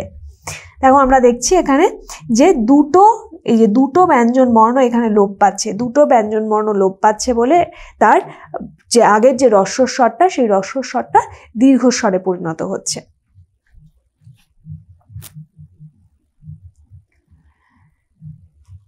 প্রশ্ন 11, সমীভবন বলতে কি বোঝো? সমীভবন হলো একই শব্দের মধ্যে যখন যুক্তভাবে বা পাশাপাশি যদি কোনো অসম ব্যঞ্জন থাকে বা পাশাপাশি বা যুক্ত অবস্থায় যদি দুটো অসম ব্যঞ্জন থাকে, তখন একটি অপরটিকে প্রভাবিত করে এবং পরিবর্তিত হয়ে যায়, তখন তাকে বলা হয়ে থাকে সমীভবন। এই সমীভবনের অপর নাম যদি আসে তাহলে তোমাদের লিখতে হবে ব্যঞ্জন সঙ্গতি। তাহলে সমীভবনও যা, ব্যঞ্জন সঙ্গতিও তাই। যেমন আমরা লিখতে পারি এখানে একটা উদাহরণ দিয়ে, পদ্ম থেকে পদ্ম। দেখো এখানে দ এবং ম এই দুটো ভিন্নধর্মী দুটো ব্যঞ্জন ছিল। এই ভিন্নধর্মী ব্যঞ্জন একে অপরকে প্রভাবিত করে একই ব্যঞ্জনে পরিণত হলো। এটা হয়ে যাচ্ছে সমীভবনের মধ্যে। এই সমীভবন কেও আবার ব্যঞ্জন সংগতিকেও আমরা তিনটি ভাগে ভাগ করতে পারি। একটা হলো প্রগত, পরাগত, আর একটা হলো অনন্য। প্রগত, পরাগত আর অনন্য। আমি লিখে দিই ভাগগুলো। এখানে ভাগ দেওয়া নেই, আমি ভাগগুলো এখানে লিখেই দিচ্ছি তোমাদের।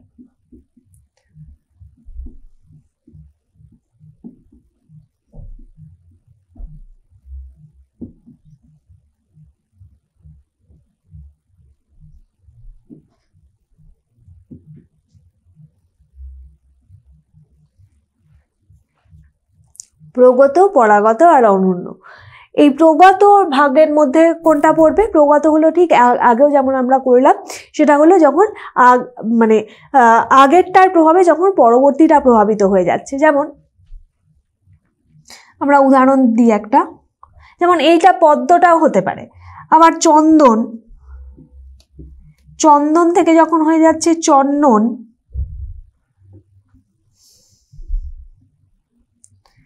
দেখো নয়ের প্রভাবে পরবর্তী দটা পরিবর্তিত হয়ে যাচ্ছে, চন্দন হয়ে যাচ্ছে। তাহলে এই পদ্মটাও যেমন হয়ে যাচ্ছে প্রগত সমীভবনের উদাহরণ, ঠিক তেমন চন্দনটাও হয়ে যাচ্ছে প্রগত সমীভবনের উদাহরণ বা ব্যঞ্জন সংগতির উদাহরণ। আর এছাড়া আমরা আর একটা যেটা করতে পারি সেটা হলো পরাগতর যেটা করতে পারি সেটা হলো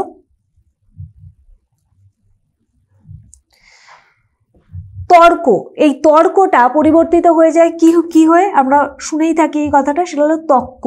দেখো র আর ক ছিল আগে, রেফ মানে কি? র আছে আগে। বর্ণ বিশ্লেষণটা জানাটা খুব জরুরি, ফলে তোমাদের করতে সুবিধা হবে বর্ণ বিশ্লেষণ যদি জেনে থাকো।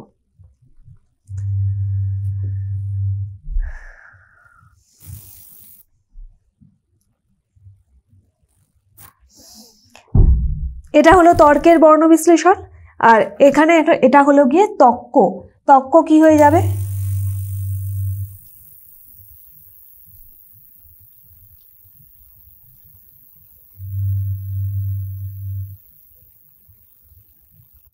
দেখো একটু ভালো করে খেয়াল করলে দেখো এখানে র আর ক ছিল, আর এখানে পরপর দুটো ব্যঞ্জন বর্ণের আগমন ঘটলো, একই সমধর্মী ব্যঞ্জন বর্ণের আগমন ঘটলো।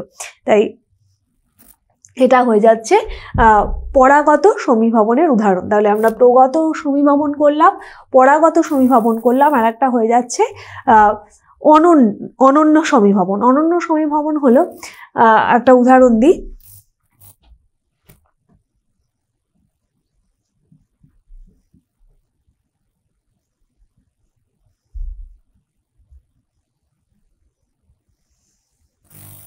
মহোৎসব থেকে মোৎসব।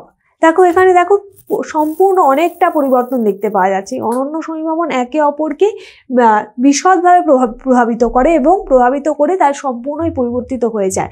এবং তোমরা খুব ভালো করে দেখবে যে অনন্য সমীভবনের মধ্যে এই খণ্ডের তটা থাকে, এবং খণ্ডের ত বেশিরভাগ সময়ই থাকে এবং চয়ে ছয়ে পরিণত হয়ে যায়। এবং সেগুলো তোমাদের যখন যদি এমসিকিউ দেয় তোমাদের আইডেন্টিফাই করতে সুবিধা হবে, বাঁচতে সুবিধা হবে। এবং সেগুলো যদি দেখো এরকম খণ্ডের ত রয়েছে এবং তারপরে এরকম চয়ে ছয়ে পরিবর্তিত হয়ে যাচ্ছে একে অপরকে প্রভাবিত করে, তখন সেটা পড়ে যাচ্ছে অনন্য সমীভবনের মধ্যে।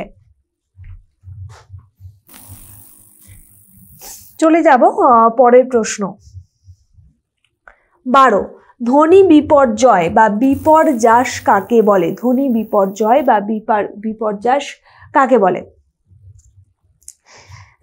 শব্দের মধ্যে বা কাছাকাছি অবস্থিত বা যুক্ত দুটি ধ্বনি যদি নিজেদের মধ্যে স্থান বিনিময় করে, তবে ধ্বনির সেই যে স্থান বিনিময়কে বলা হয়ে থাকে ধ্বনি বিপর্যয়। যেমন আমি তোমাদের আগে উদাহরণ দিয়েছিলাম একটা, বাসক থেকে আমরা লিখব বাকস।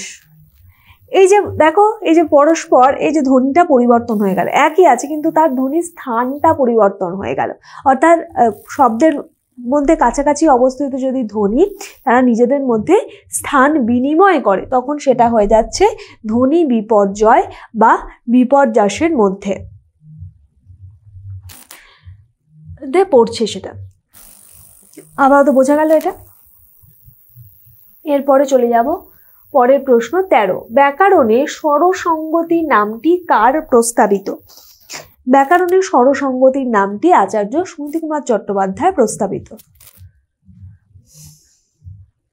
14, রিক্সা থেকে রিস্কা এটি ধ্বনি পরিবর্তনের কোন রীতি? রিক্সা থেকে রিস্কা, একটু ভালো করে দেখো তো, এখানে রিক্সা ছিল আর এখানে রিস্কা হয়ে গেছে, তাহলে এটা ধ্বনি পরিবর্তনের কোন রীতির মধ্যে পড়বে? এটা ধ্বনি, দেখো পরিবর্তনটা দেখো, ঠিক আমি আগেরটাও যেটা করলাম ঠিক সেটাই হয়ে যাচ্ছে না। দেখো স্থানের পরিবর্তনটা দেখো খেয়াল করে, স্থানটা তার মানে অন্য স্থানে চলে যাচ্ছে, তাহলে সেটা হয়ে যাচ্ছে ধ্বনি বিপর্যয়। ধ্বনি বিপর্যয় আমরা এক্ষুনি আলোচনা করেছি এটাকে। 15, বিলাতি থেকে বিলিতি, খুব সহজ, এটা তোমরা বলতে পারবে। এখানে ধ্বনি পরিবর্তনের কোন নিয়মটি লক্ষ্য করা যায়? ধ্বনি পরিবর্তনের কোন নিয়ম লক্ষ্য করা যায়? দেখো বিলাতি, দেখো তো আকার, এই আকারের প্রভাবে প্রভাবিত হয়ে যাচ্ছে, তাহলে আমরা এই যে তাহলে এটা কি বলতে পারি? আকারটা মানে প্রথমটার প্রভাবে আমরা বলতে পারি এটার প্রভাবে এটাও, কিন্তু যেহেতু এখানে প্রথমটা রয়েছে সেই জন্য আমরা প্রথমটাই বলবো, আর এই জন্য এটা হয়ে যাচ্ছে প্রগত। প্রগত কি হয়ে যাবে? প্রগত স্বরসঙ্গতি।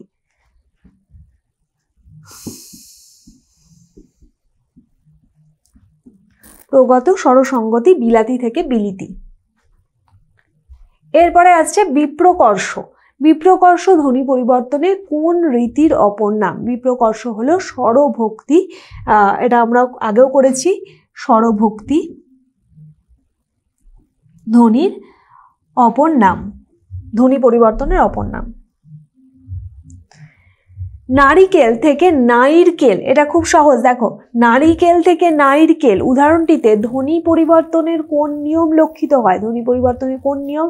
হ্রস্ব ইটা আগে চলে এসেছে, যে হ্রস্ব ইটা পরে ছিল সেই হ্রস্ব ইটা ব্যঞ্জন বর্ণের আগে চলে এসেছে, তাহলে এটা হয়ে যাচ্ছে অপিনিহিতি।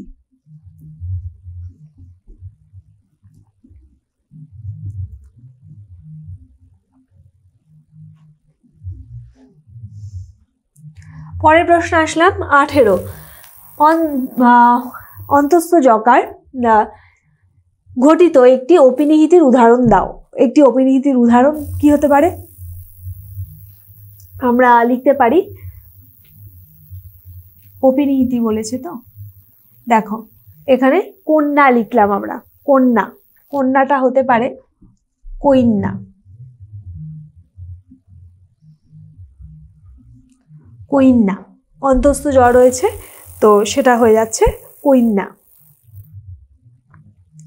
19, হ্রদ থেকে হদ তারপরে দহ কোন রীতির উদাহরণ? কোন রীতির উদাহরণ হয়ে যাবে? দেখো সম্পূর্ণ ধ্বনিগুলোর পরিবর্তন, দেখো এখানে এইটা থেকে এসেছে এটা, ফলে এই পরিবর্তনটার সঙ্গে আমরা এই পরিবর্তনটা মেলাবো প্রথমে, যখন তোমাদের এরকম দুটোর বেশি থাকবে, তিনটে, তখন সেকেন্ডেরটার মানে মিডলের যেটা আছে মাঝখানেরটার সঙ্গে লাস্টের পরিবর্তনটা ভালো করে দেখবে।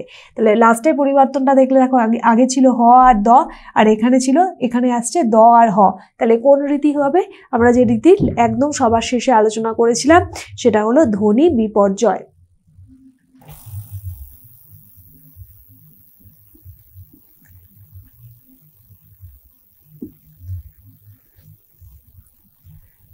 নম্বর প্রশ্ন, চন্দন থেকে চন্দন, এখানে কোন নিয়ম ধ্বনি পরিবর্তন ঘটেছে? কোন নিয়মে,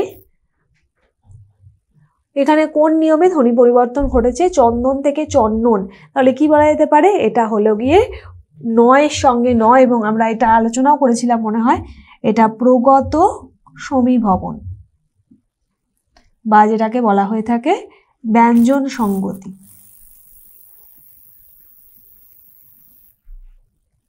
প্রগত সমীভবন, আগের নয়ের প্রভাবে পরবর্তী দটা প্রভাবিত হয়ে ন হয়ে গেছে ব্যঞ্জন বর্ণের প্রভাবে, তাই এটা হয়ে যাচ্ছে প্রগত সমীভবন। আর এখানেই শেষ হচ্ছে আমাদের ভেরি শর্ট আনসার কোশ্চেনের সব রকমের প্রশ্ন।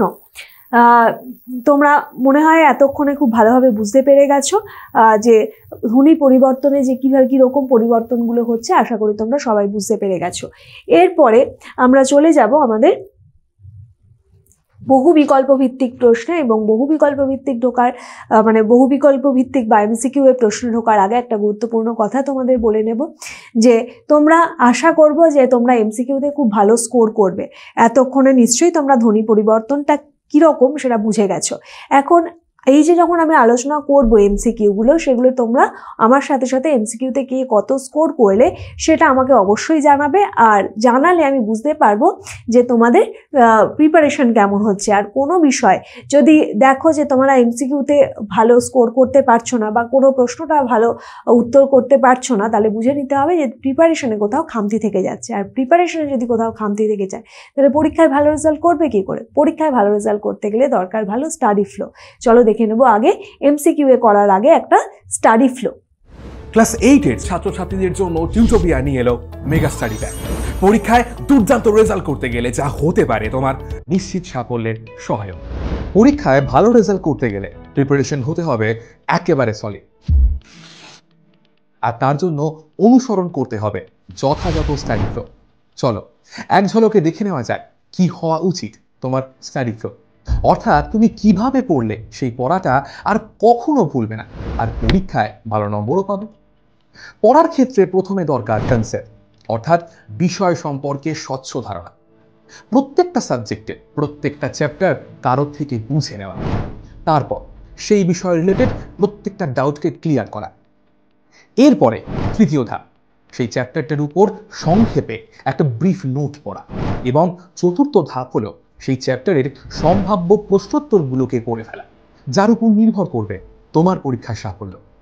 এরপর তোমার প্রস্তুতি কত দূর তার জন্য তোমাকে দিতে হবে চ্যাপ্টার ওয়াইজ মক টেস্ট। তবে শুধুমাত্র টেস্ট দিলেই কিন্তু হবে না, বিশেষজ্ঞ কোনো শিক্ষককে দিয়ে সেই উত্তরপত্র চেক করিয়ে বুঝে নিতে হবে কোথায় কোথায় খামতি রয়েছে। যদি টেস্টের ফল ভালো হয় তবে বুঝতে হবে তোমার প্রস্তুতি কমপ্লিট। এবার তুমি পরের অধ্যায় যেতে পারো, আর ফল খারাপ হলে এই পুরো প্রক্রিয়াটা আরও একবার রিভাইজ করতে হবে। তবে বলে রাখি, তোমার এই প্রস্তুতির ক্ষেত্রে তোমার সাহায্য করতে পারে পশ্চিমবঙ্গ বোর্ডের বাংলা মাধ্যমে ছাত্রছাত্রীদের পড়াশোনার জন্য একমাত্র অ্যাপ টিউটোপিয়া। এই পুরো স্টাডি ফ্লোর জন্য টিউটোপিয়াই হলো অল ইন ওয়ান সলিউশন। কিভাবে? Step 1, concept video. টিউটোপিয়া অ্যাপে প্রত্যেক অধ্যায়ের বিষয়গুলো ছোট ছোট টপিকে ভেঙে নিয়ে গ্রাফিক্স অ্যানিমেশনের সাহায্যে এমনভাবে বোঝানো হয়েছে যা তোমাদের পড়তেও ভালো লাগবে আর মনেও থাকবে। Step 2, live class and doubt clearing. Tutopia live ক্লাসে সেই বিষয়গুলোই বোঝানো হয় বিশদে। পাশাপাশি প্রত্যেকটা ক্লাসে থাকে ডাউট ক্লিয়ারিং সেশন, যেখানে সরাসরি তোমাদের সমস্ত ডাউট বা সংশয়ের নিরসন হতে পারে। Step 3, brief notes. নোটসের জন্য টিউটোপিয়ায় তোমরা পাবে স্মার্ট নোটস, যেখানে সংক্ষেপে টু দি পয়েন্টে অধ্যায়ের ব্রিফ নোট তো করাই রয়েছে। Step 4, question and answer. আমাদের অ্যাপের নোটসে প্রশ্নোত্তরের আলোচনা তো থাকছেই, সেই সঙ্গে একটা অধ্যায় সব রকমের প্রশ্নোত্তরের জন্য এখন তোমাদের কাছে থাকছে ইউটিউবের এই ক্লাসগুলো, অর্থাৎ টিউটোপিয়া ডিজিটাল সহায়িকা। Step 5, mock test. টেস্ট দেওয়ার জন্য টিউটোপিয়া থাকছে প্রত্যেকটা বিষয়ের অধ্যায় ভিত্তিক mock test. Step 6, answer sheet checking and model answer. উত্তরপত্রের ছবি তুলে আমাদের কাছে পাঠিয়ে দিলে বিশেষজ্ঞ শিক্ষক খাতা দেখে তোমায় জানিয়ে দেবে তোমার পরীক্ষার মার্কস এবং তাদের পরামর্শ। সেই সঙ্গে তোমরা পেয়ে যাবে মডেল উত্তরপত্র, যা দেখে তোমরা বুঝতে পারবে কিভাবে লিখতে হয় কোনো একটা প্রশ্নের আদর্শ উত্তর। তাহলে হলো কিনা তোমার পারফেক্ট স্টাডি ফ্লোয়ের অল ইন ওয়ান সলিউশন। আর এই সব কিছু নিয়েই অষ্টম শ্রেণীর ছাত্রছাত্রীদের জন্য টিউটোপিয়ার এই মেগা স্টাডি প্যাক। বিশদে জানতে ফোন করো এই নাম্বারে। এরপর চলে যাব আমাদের এমসিকিউ এর প্রথম প্রশ্ন। এমসিকিউ এর প্রথম প্রশ্ন দেখো, লেখা আছে মারি থেকে মাইড। মারি থেকে মাইড হলো কি? দেখো এখানে র এর পরে আসছে কি? রস্য ই। তাহলে র এর পরে যদি রস্য ই থাকে তাহলে, আর এইখানে দেখো রস্য ইটা আগে চলে এসেছে, তাহলে আমরা কি দেখতে পারি? দেখো, কতে লেখা আছে স্বরভক্তি, খতে আছে মধ্য স্বরাগম, গতে আছে স্বরসঙ্গতি, ঘতে আছে অপিনিহিতি। তাহলে কোনটা হয়ে যাবে উত্তর? অবশ্যই অপিনিহিতি হয়ে যাবে উত্তর, অর্থাৎ অপশন ঘ হয়ে যাচ্ছে আমাদের রাইট আনসার। কারণ র এর পরে ছিল রস্য ইটা, সেটা র এর আগে চলে এসেছে রস্য ইটা, তাহলে এটা অবশ্যই অপিনিহিতির উদাহরণ। প্রশ্ন 2, স্ক্রু থেকে স্ক্রুপ, এটাও খুব সহজ, দেখে বলো আমাকে। এখানে যে নিয়মে ধ্বনি পরিবর্তন ঘটেছে স্ক্রু থেকে স্ক্রুপ, তা হলো কি ঘটেছে? কতে দেখো আদি স্বরাগম, খতে আছে অন্ত ব্যঞ্জনাগম, ব্যঞ্জন বর্ণের আগমন ঘটেনি। গতে আছে আদি ও অন্ত ব্যঞ্জনাগম, ঘতে আছে আদি ও অন্ত স্বরাগম। তাহলে একটা তো স্বরবর্ণ রস্য ই এর আগমন ঘটেছে, তাই আদি কি হয়ে যাবে? আদি স্বরাগম। আদি এবং অন্ত দুটোর কি ঘটেছে? আদি এবং অন্ত, আদি ও অন্ত স্বরাগম হবে না এখানে। শুধুমাত্র যেহেতু তোমাদের এভাবেই উত্তরটা করতে হবে। স্ক্রু থেকে স্ক্রুপ, দেখো এখানে প রয়েছে, এখানে তো পটা একটা ব্যঞ্জন বর্ণ, আর এখানে রস্য ইটার শুধুমাত্র আগমন ঘটেছে, তাই এটা হয়ে যাচ্ছে আদি স্বরাগমের উদাহরণের মধ্যে।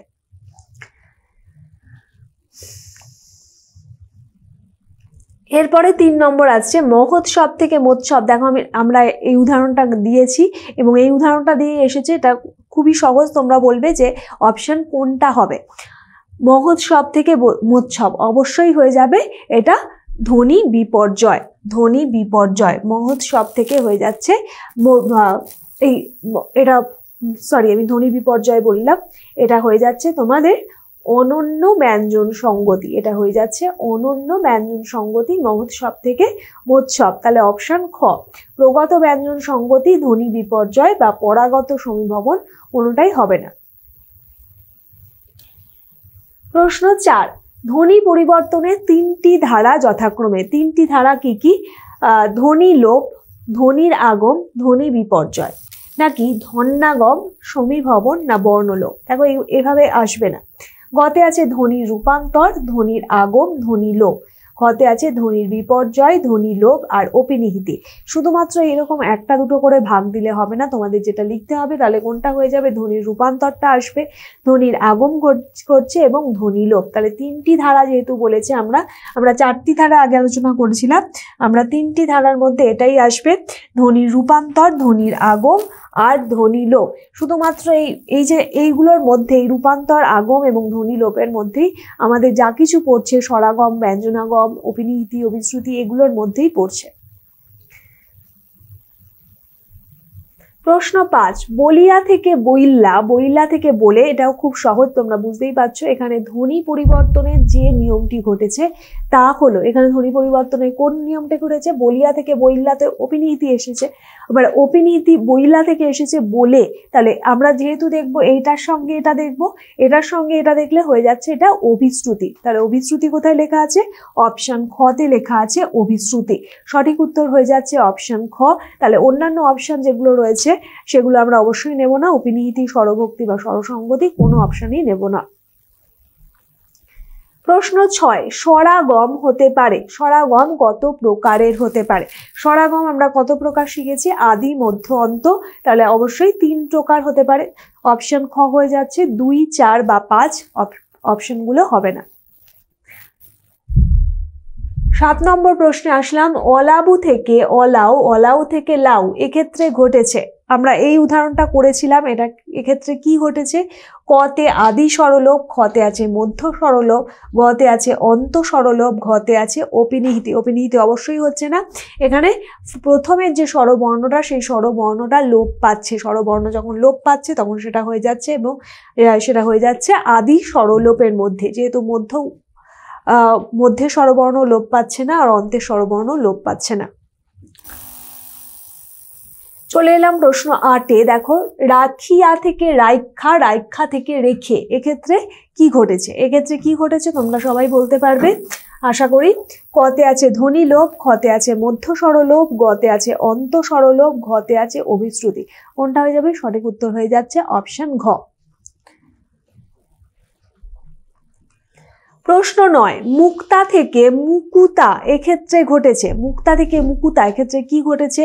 কতে আছে আদি স্বরাগম, খতে আছে মধ্য স্বরাগম, গতে আছে অন্ত স্বরাগম, ঘতে আছে মধ্য ব্যঞ্জনাগম। কোনটা হয়ে যাবে সঠিক উত্তর? অবশ্যই মধ্য স্বরাগম। দেখো এই যে কয় তয়টা, এই কয় তয়টা ভেঙে একটা রস্য উ, এই যে কয় তয় ছিল যুক্ত ব্যঞ্জন, এই ক তয় যুক্ত ব্যঞ্জনে কয় রস্য চলে এসেছে, অর্থাৎ একটা মধ্যে একটা স্বরবর্ণের আগমন ঘটেছে, তাই এটা হয়ে যাচ্ছে মধ্য স্বরাগম। 10 নম্বরে দেখো স্কুল থেকে স্কুল, এখানে যে নিয়মে ধ্বনি পরিবর্তন ঘটেছে তা হলো, তাহলে এটা কোনটা হয়ে যাবে? কতে আছে আদি স্বরাগম, খতে আছে অন্ত ব্যঞ্জনাগম, গতে আছে অপিনিহিতি, ঘতে আছে স্বরসঙ্গতি। স্বরসঙ্গতি হচ্ছে না, অপিনিহিতি হচ্ছে না, ব্যঞ্জন বর্ণের শেষে আগমন ঘটেনি, তাহলে একটাই থাকছে আদি স্বরাগম, স্বরবর্ণের আগমন ঘটছে আগে, তাহলে এটা হয়ে যাচ্ছে অপশন ক। এখানেই শেষ হচ্ছে আমাদের এমসিকিউ এর সব রকমের প্রশ্ন। এরপর আমরা চলে যাব হাতে কলমে অংশে, অর্থাৎ হাতে কলমে হলো তোমাদের বইয়ে যে প্রশ্নগুলো রয়েছে সেই সমস্ত প্রশ্নের আলোচনা। দেখে নেব প্রথম প্রশ্ন। প্রথম প্রশ্নে লেখা আছে, একে দিয়ে ঠিক বিকল্পটি বেছে নিয়ে বাক্যটি আবার লেখো। 1.1 লেখা আছে, যুক্তি থেকে যুকতি হলো ক স্বরভক্তির উদাহরণ, খতে আছে মধ্য স্বরাগমের উদাহরণ, গতে আছে স্বরসঙ্গতির উদাহরণ, ঘতে আছে অপিনিহিতির উদাহরণ। তাহলে তোমরা কি বুঝলে? যুক্তি কয় তয় ছিল, সেখানে কয় সঙ্গে কি আসছে? কর তয়টা ভেঙে যাচ্ছে, একটা অকার চলে আসছে, যুক্ত ব্যঞ্জনটা ভেঙে যাচ্ছে, কয়ের সঙ্গে একটা অ চলে আসছে, তাই এটা হয়ে যাচ্ছে স্বরভক্তির উদাহরণ। 1.2 ইঞ্চ থেকে ইঞ্চি এক্ষেত্রে ঘটেছে, এক্ষেত্রে কি ঘটেছে? ক মধ্য স্বরলোপ, মধ্য স্বরলোপ ঘটেছে না কোনো স্বরবর্ণের, তো মানে সেই হিসাবে মধ্যের কোনো স্বরলোপ ঘটেনি। এরপরে দেখো খতে আছে স্বরসঙ্গতি, ঘটেছে? ঘটেনি। গতে আছে অন্ত স্বরলোপ, ঘতে আছে অন্ত স্বরাগম। একটু খেয়াল করে দেখো, একটা রস্য ই এর আগমন ঘটেছে এবং রস্য ই এর আগমন যেহেতু ঘটেছে, তাহলে সেটা আগম হচ্ছে স্বরবর্ণের আগম ঘটেছে, তাহলে সেটা কি হয়ে যাবে? অন্ত স্বরাগম, অর্থাৎ শেষে একটা স্বরবর্ণের আগম ঘটেছে, সেই জন্য এটা হয়ে যাচ্ছে অন্ত স্বরাগম। অপশন ঘ হয়ে যাচ্ছে রাইট আনসার। 1.3 জানালা থেকে জানলা হয়েছে, জানালা থেকে জানলা কার মধ্যে পড়বে? ক অভিশ্রুতির কারণে, হলো না, ক হবে না আর কি আনসার, অভিশ্রুতির কারণে। খতে আছে প্রগত সমীভবনের কারণে, গতে আছে অনন্য সমীভবনের কারণে, না গতে আছে মধ্য স্বরলোপের কারণে। তাহলে দেখো মধ্যের যে স্বরবর্ণ আটা লুপ্ত হয়ে যাচ্ছে এবং নয়ের পরে একটা অ থাকছে অবশ্যই, কিন্তু আটা তো লুপ্ত হয়ে যাচ্ছে, তাই সেটা হয়ে যাচ্ছে মধ্য স্বরলোপের কারণে। পরের প্রশ্ন 1.4 পূর্ববর্তী স্বরের প্রভাবে পরবর্তী স্বর পরিবর্তিত হলে তাকে বলা হয়ে থাকে, তাকে কি বলা হয়ে থাকে? মধ্যগত স্বরসঙ্গতি, খতে আছে অভিশ্রুতি, গতে আছে প্রগত স্বরসঙ্গতি, ঘতে আছে সমীকরণ। কোনটা হয়ে যাবে? পূর্ববর্তী স্বরের প্রভাবে যখন পরবর্তী স্বর প্রভাবিত হয় তখন সেটা হয়ে যাচ্ছে প্রগত স্বরসঙ্গতি। অপশন গ সঠিক উত্তর। 1.5 ধোকা থেকে ধুকো হলো, ধুকো হলো, এক্ষেত্রে ঘটেছে, এক্ষেত্রে কি ঘটেছে? ক অনন্য সমীভবন, খতে আছে অনন্য স্বরসঙ্গতি, গতে আছে অপিনিহিতি, ঘতে আছে মধ্য স্বরাগম। অপিনিহিতি ঘটেনি, মধ্য স্বরবর্ণের আগমনও ঘটেনি, তাহলে আমরা কি দেখতে পাচ্ছি এখানে? দেখো এখানে ধোকা থেকে ধুকো এর মধ্যে একটা সঙ্গতি তৈরি হচ্ছে, যে সমীভবনও হবে না, তাহলে এই তিনটে হচ্ছে না, এই তিনটে হচ্ছে না, একমাত্র থেকে যাচ্ছে অনন্য স্বরসঙ্গতি। অনন্য স্বরসঙ্গতি তৈরি হচ্ছে, অর্থাৎ এই যে ধোকা থেকে ধুকো তৈরি হয়ে যাচ্ছে, এটা হয়ে যাচ্ছে আমাদের সঠিক উত্তর। এরপরে থাকছে 1.6 শব্দের মধ্যে ব্যঞ্জন ধ্বনির সঙ্গে যুক্ত হ্রস্ব ইকার বা দীর্ঘ ইকার কে সেই ব্যঞ্জন ধ্বনির আগেই উচ্চারণ করার রীতিকে বলা হয়ে থাকে, যেটা হ্রস্বকার হবে। শব্দের মধ্যে ব্যঞ্জন ধ্বনির সঙ্গে যুক্ত রস্যিকার বা হ্রস্বকার কে সেই ব্যঞ্জন ধ্বনির আগেই উচ্চারণ করার রীতিকে কি বলা হয়ে থাকে? ক কতে অভিশ্রুতি, খতে আছে ব্যঞ্জন সঙ্গতি, গতে আছে অপিনিহিতি, ঘতে আছে বিপর্যাস। আমরা সঠিক উত্তর পেয়ে গেছি, অবশ্যই অপিনিহিতি। 1.7 রাখিয়া থেকে রাইখা থেকে রেখে, আমরা অনেকবার করেছি, তোমরা উত্তরটা দেবে কি হবে? অবশ্যই এটা হয়ে যাচ্ছে অপশন ঘ অভিশ্রুতি। অভিশ্রুতি হয়ে যাচ্ছে সঠিক উত্তর, এগুলো কোনোটাই হবে না। 1.8 সমাক্ষর লোপের একটি দৃষ্টান্ত দাও। সমাক্ষর লোপ কি? দেখো এখানে কতগুলো অপশন দিয়ে দিয়েছে। আমরা সমাক্ষর মানে কি, সম অক্ষর যখন লোপ পেয়ে যাচ্ছে সেই রকম একটা উদাহরণ দেখো, ফলাহার।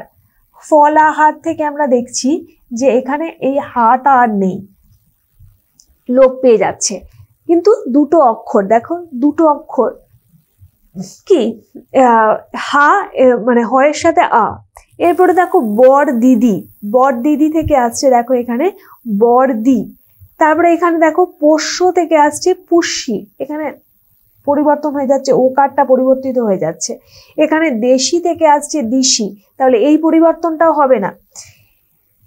তাহলে কোনটা থেকে যাচ্ছে বাকি? দেখো বর দিদি থেকে বরদি। এই যে আমরা অক্ষর কোনটাকে বলছি, যতটা আমরা একভাবে উচ্চারণ করতে পারি। দেখো ফলাহার, এই যে ফলাহার, এগুলো প্রত্যেকটা বিচ্ছিন্ন, মানে আমরা অক্ষর তো যেটাকে বলি আমরা যতটা, ধরো মাতা, অক্ষর কোনটা? মা আর তা। তেমনি ফলাহার, ফ লা হা র, তার থেকে আসছে ফলার। এখানে একই ধরনের সম অক্ষর লোপ পাচ্ছে না। কিন্তু আমি যখন বলছি বড় দিদি, তারপরে আমি যখন বলছি বড় দি, দেখো একটা বাদ দিয়ে দিচ্ছি, যে দিটা বাদ দিয়ে দিচ্ছি, তাহলে একটা অক্ষর লোপ পাচ্ছে, একটা সম অক্ষর। এখানে যেটা ছিল বড় দিদি, এখানে সেটা হয়ে যাচ্ছে বরদি, একটা অক্ষর লোপ পেয়ে যাচ্ছে। তাই এটাই হলো সমাক্ষর লোপের একটি দৃষ্টান্ত।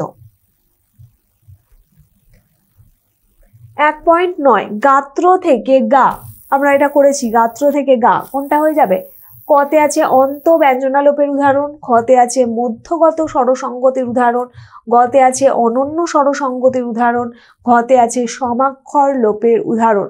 প্রথমেই সমাক্ষর লোপ তো হচ্ছেই না, তারপরে লেখা আছে অনন্য স্বরসঙ্গতি, এটাও হচ্ছে না। মধ্যগত স্বরসঙ্গতির উদাহরণ, মধ্যগত কিছু রয়েছে না, মধ্যগত কোনো স্বরসঙ্গতি দেখতে পাওয়া যাচ্ছে না। এক হয়ে যাচ্ছে ফার্স্টেরটা অন্ত ব্যঞ্জনালোপের উদাহরণ, ব্যঞ্জন বর্ণ, লাস্টের ব্যঞ্জন বর্ণ লোপ পাচ্ছে, তাই এটা হয়ে যাচ্ছে অন্ত ব্যঞ্জনালোপের উদাহরণ। 1.10 একাধিক ধ্বনি পরিবর্তন প্রক্রিয়ার যোগফল হলো, একাধিক যখন ধ্বনি পরিবর্তন হয়ে থাকে তখন সেটা যোগফল কি হয়ে থাকে? অন্তঃস্থ শ্রুতি, অপিনিহিতি, অভিশ্রুতি না বশ্রুতি, কোনটা হয়ে যাবে? অবশ্যই একাধিক যখন ধ্বনি পরিবর্তন প্রক্রিয়া হয়ে থাকে সেটা দেখতে পাওয়া যায় অভিশ্রুতিতে। যেমন তোমরা করেছি আমরা, যেমন করিয়া থেকে কইরা, কইরা থেকে করে, বা রাখিয়া থেকে রাইখা, রাইখা থেকে রেখে। তো এগুলো হয়ে যাচ্ছে অভিশ্রুতির মধ্যে পড়ছে। পরে 2 নম্বর প্রশ্নে আসলাম, নির্দেশ অনুযায়ী নিচের প্রশ্নগুলির উত্তর দাও। 2.1 লেখা আছে ধ্বনি পরিবর্তনের মূল কারণগুলি উল্লেখ করো। ধ্বনি পরিবর্তনের মূল কারণ হলো আমাদের উচ্চারণের সুবিধা বা উচ্চারণের সরলীকরণ। 2.2 স্বরাগম বলতে কি বোঝো? স্বরাগম হলো শব্দের মধ্যে, শেষে বা শুরুতে যখন স্বরবর্ণের আগমন ঘটে তখন সেটাকে বলা হয়ে থাকে স্বরাগম। 2.3 মধ্য স্বরাগমের একটি উদাহরণ দাও। 2.3 আছে মধ্য স্বরাগমের একটি দৃষ্টান্ত উল্লেখ করো বা উদাহরণ দাও। উদাহরণ কি হয়ে যাবে? আমরা বলতে পারি, আমরা এই উদাহরণ দিতে পারি যে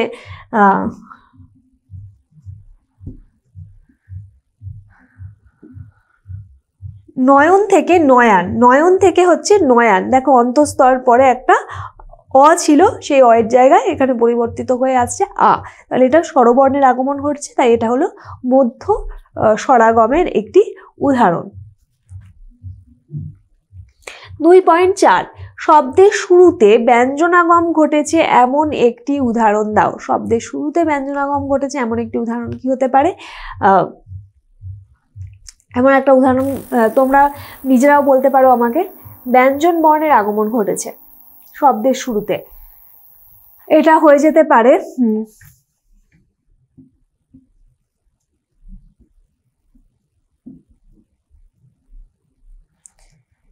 দেখো আম থেকে রাম, এটা হয়ে যেতে পারে শব্দের শুরুতে ব্যঞ্জন বর্ণের পরিবর্তন ঘটেছে, এই উদাহরণটা তোমরা দিতে পারো।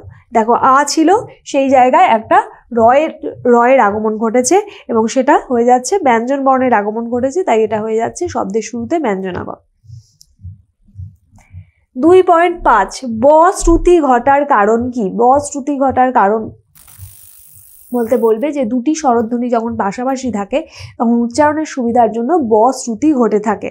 যেমন আমরা ওই যে ওয়া বললাম, ওয়ার উচ্চারণ হয় যেমন শো আ, এই যে তালবস্যয় ওকার আর আ, এই শো আটা উচ্চারণ হয়ে যাচ্ছে শো ওয়া, এই যে ওয়া ও এর উচ্চারণ আসছে, এই যে শো আর আ এটা পরিবর্তিত হয়ে যাচ্ছে শোয়া, শোয়া।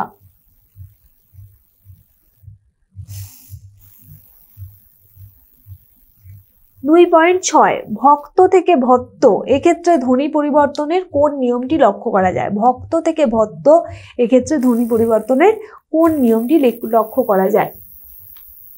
এক্ষেত্রে ধ্বনি পরিবর্তনে সমীভবনের যে নিয়ম, সমীভবন মানে হলো সঙ্গতি বিধান করে, সেটি সমীভবনের নিয়মটি লক্ষ্য করা যায়। এবং কয় তয় ছিল, সেই কয় তয়টা পরিবর্তিত হয়ে তয় তয় হয়ে গেছে, তয় তয় হয়ে গেছে এবং এটি পড়ছে সেই হিসাবে পরাগত সমীভবনের মধ্যে, যেহেতু পরের যে তটা সেই তটা প্রভাবিত করছে ক কে এবং প্রভাবিত করে তয় তয় হয়ে যাচ্ছে, তাই এটা পরাগত সমীভবন বা ব্যঞ্জন সঙ্গতি। 2.7 অভিশ্রুতিকে অপিনিহিতির পরবর্তী স্তর বলা হয় কেন? অভিশ্রুতিকে অপিনিহিতির পরবর্তী স্তর বলা হয় কেন? কারণ অপিনিহিতির ফলে পরিবর্তিত হয়ে যে মানে যে শব্দটা পরিবর্তিত হয়ে যায় তখন সেটাকে বলা হয়ে থাকে অভিশ্রুতি, তাই এটাকে বলা হয়ে থাকে পরবর্তী অপিনিহিতির পরবর্তী ধাপ।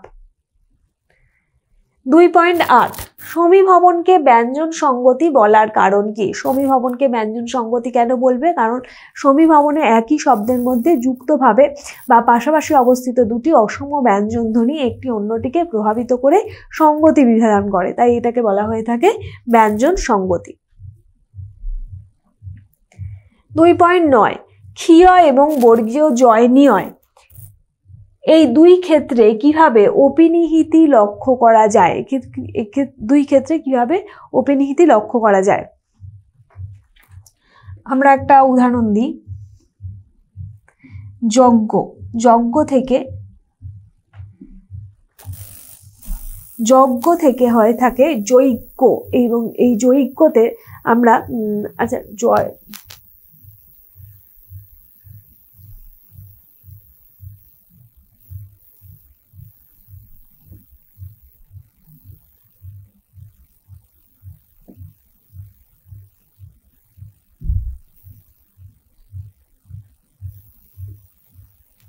এটা হয়ে থাকে যজ্ঞ। দেখো এখানে বর্গীয় জয়ের আগে সেই হিসাবে বর্গীয় জয় এবং গ এই দুটোর আগে উচ্চারিত, মানে এই যে এখানে বর্গীয় জ সেই হিসাবে নেই, এখানে গ চলে এসেছে বর্গীয় জয়ের সঙ্গে নিয় এবং সেটা পরিবর্তিত হয়ে গেছে, কিন্তু পরিবর্তিত হয়ে গিয়েও এটা রস্য ইটা আগে চলে এসেছে। তো এটা হলো গিয়ে এই যে জয় নিয়ের যে পরিবর্তনটা তোমরা দেখলে সেটা হতে পারে। আর একটা হতে পারে, আর একটা যেটা হতে পারে লক্ষ্য, লক্ষ্যটা লৈক্ষ্য হয়ে যায় অনেক সময়, লৈক্ষ্য, এই যে লৈক্ষ্য হয়ে যাচ্ছে, দেখো একটা রস্য ইর আগমন আগে ঘটছে হিয়র আগে। এই দুই ক্ষেত্রে কিভাবে অপিনিহিতি লক্ষ্য করা যায়?